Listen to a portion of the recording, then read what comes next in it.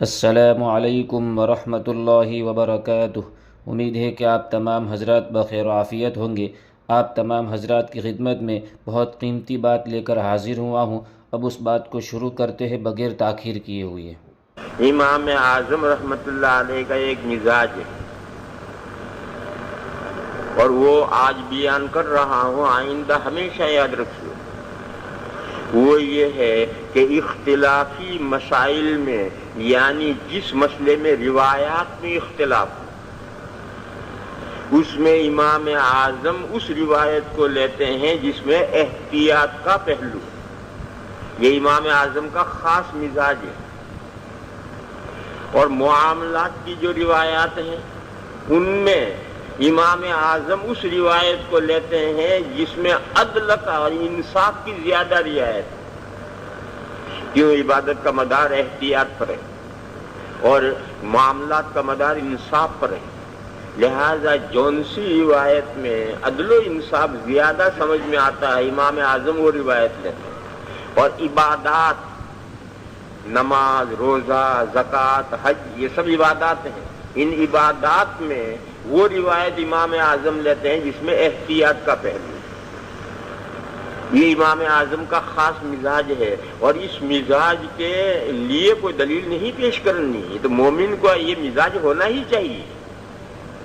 لہذا اس ضابطے کو ذہن میں رکھ کر کے آئندہ جب تک کتاب الحج ختم ہو وہاں تک اسی ضابطے پر امام اعظم کے اجتہادات ہوں گے کہ اگر روایات میں اختلاف ہے تو امام اعظم وہ روایت لیں گے جس میں احتیاط کا پہلو۔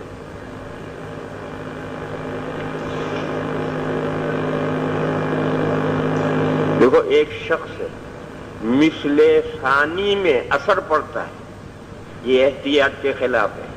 ممکن ہے ابھی اثر کا وقت ہی شروع نہ ہو، ایک شخص شفق ابیض ختم ہونے سے پہلے عشاء پڑھ لیتا ہے، یہ احتیاط کے خلاف ہے۔ ممکن ہے ابھی عشاء کا وقت ہی شروع نہ ہو، لہذا احتیاط اس میں ہے کہ تیسرا مثل شروع ہونے کے بعد ہی اثر پڑھو اور شفق ابیض غروب ہونے کے بعد ہی عشاء پڑھو تاکہ بالیقین اثر اور عشاء صحیح ہو جائے۔ اور احتیاط کا پہلو یہ بھی ہے کہ ایک مثل ختم ہونے سے پہلے ظہر پڑھ لو، شفق احمر ختم ہونے سے پہلے مغرب پڑھ لو۔ ممکن ہے مثل ثانی ظہر کا وقت نہ ہو، ممکن ہے شفق ابیض مغرب کا وقت نہ ہو، لہذا تاخیر مت کرو، ایک مثل ختم ہونے سے پہلے ظہر پڑھ لو، شفق احمر میں مغرب پڑھ لو، احتیاط یہی۔ لیکن اگر کسی مجبوری میں دیر ہو جائے، بس میں سفر کر رہا تھا، مثل اول کے ختم تک بس پہنچی ہی نہیں اپنی جگہ پر، مثل ثانی میں پہنچی، تو اب ظہر پڑھو، کیونکہ یا تو ظہر ادا ہوگی، اگر ظہر کا وقت ہے تو ظہر ادا ہوگی، اور اگر فرض کرو نفس الامر میں ظہر کا وقت نکل گیا ہے تو ظہر قضا ہوگی، ذمہ بہرحال فارغ ہوگا، ادا ہو کر فارغ ہوگا یا قضا ہو کر فارغ ہوگا۔ ایسے مغرب میں اگر کسی مجبوری میں دیر ہو گئی تو شفق ابیض میں مغرب پڑھو، اگر وہ مغرب کا وقت ہے تو ادا ہو جائے گی، نکل گیا ہے تو قضا ہو جائے گی، ذمہ بہرحال فارغ ہو جائے گی۔ کہنا ہے کہ حالت اختیار میں ظہر کو ایک مثل سے مؤخر نہیں کرنا، شفق احمر سے مغرب کو مؤخر نہیں کرنا، مجبوری کی حالت کے احکام یہ ہے۔ یہ مسئلہ میں نے مختصر طریقے پر بتایا، امام اعظم کا مزاج یہ ہے اور اس مزاج کے مطابق ہمیں عمل اس طرح کرنا ہے۔ اس لیے علماء دیوبند کا فتویٰ درحال ہے کہ عراق میں، ترکی میں فتویٰ